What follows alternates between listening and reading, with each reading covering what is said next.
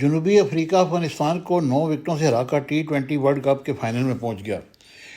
T20 world cup کے پہلے semi final میں جنوبی افریقہ نے 9 وکٹوں سے یک طرفہ مقابلے کے بعد افغانستان کو شکست دے کر پہلی مرتبہ فائنل کے لیے کوالیفائی کر لیا، اور جنوبی افریقہ کے بولرز کے سامنے افغانستان کی بیٹنگ لائن ریت کی دیوار ثابت ہوئی اور جیت کے لیے صرف 57 رنز کا ہدف دیا۔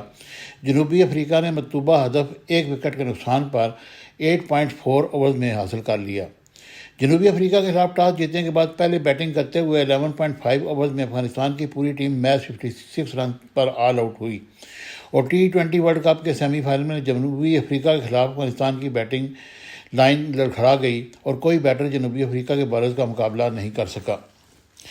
افغانستان نے جب اننگ کا آغاز کیا تو عظمت اللہ عمرزئی 10 رنز بنا سکے، رحمان اللہ گرباز، محمد نبی اور نور احمد 0 پر آؤٹ ہوئے، ابراہیم زردان 2، گلبدین نائب 9، چنگیا خرد نے 2، کریم جنت نے 8، راشد خان 8 اور نوین الحق نے 2 رنز سکور کیے، اور جنوبی افریقہ کی جانب سے مارکو جانسن اور تبریز شمسی نے 3 وکٹیں حاصل کی، جبکہ ایٹک نوکیا نے اور 2 وکٹیں حاصل کیں۔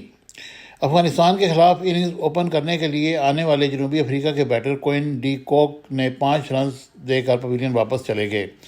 جنوبی افریقہ کے ہینڈ اینڈرکس نے 29 اور کپتان ایڈن مارکم نے 23 رنز کی اننگ کھیلی، اپنی ٹیم کو فائنل پہنچانے میں کردار ادا کیا، اور افغانستان کی جانب سے اننگز کی واحد وکٹ فضل حق فاروقی نے حاصل کی، اور ایونٹ کے پہلے سیمی فائنل کے لیے افغانستان اور جنوبی افریقہ کی ٹیمیں ٹرینڈیڈا کے برائن لارا اسٹیڈیم میں مد مقابل تھی۔ آج T20 ورلڈ کپ کا دوسرا سیمی فائنل بھی کھیلا جا رہا ہے۔ ایونٹ کا فائنل ہفتہ 29 جون کو برج ٹاؤن میں کھیلا جائے گا۔ واضح رہے کہ افغانستان نے سپر 8 مرحلے میں ایونٹ کی خطرناک ٹیم آسٹریلیا کو ہرا کر اپ سیٹ کیا تھا۔